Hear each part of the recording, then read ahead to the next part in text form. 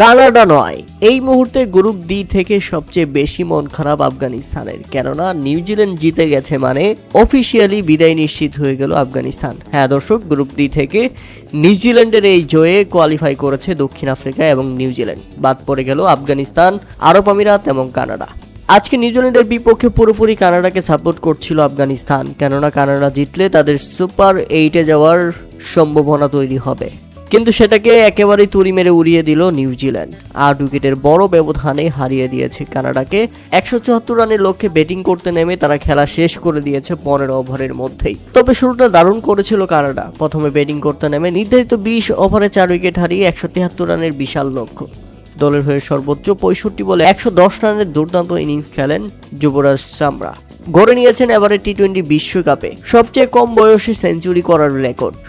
19 বছর বয়সী এই ব্যাটসম্যান দারুণভাবে কানাডাকে পৌঁছে দিয়েছিলেন লড়ুক এক সংগ্রহে।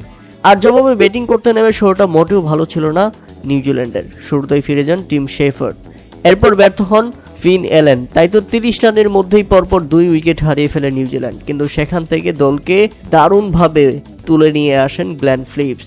তাকে দারুণ সঙ্গ দিয়েছেন রাচিন রবীন্দ্রা। শেষ পর্যন্ত গ্লেন ফিলিপস অপরাজিত থাকেন 36 বলে 76 রান করে এবং 39 বলে 59 রানের দারুণ ইনিংস খেলে অপরাজিত থেকেই দলকে জিতিয়েই মাঠ ছেড়েছেন রাচিন রবীন্দ্রা।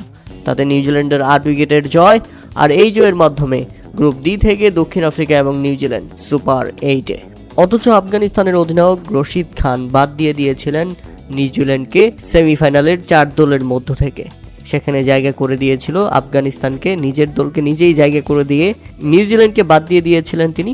এবার সেই নিউজিল্যান্ডের কাছেই প্রথম ম্যাচে হেরে এবং আবারও নিউজিল্যান্ডের মাধ্যমেই এবারে টি-20 বিশ্বকাপ থেকে গ্রুপ পর্ব থেকেই বিদায় নিতে হলো আফগানিস্তানের। কথায় আছে অতিরিক্ত কিছুই ভালো না। টি-20 বিশ্বকাপ খেলতে যাওয়ার আগে আফগানিস্তান যেভাবে নিজেকে সেমিফাইনালিস্ট দাবি করেছিল, শেষ পর্যন্ত তাদের এই পরিণতি।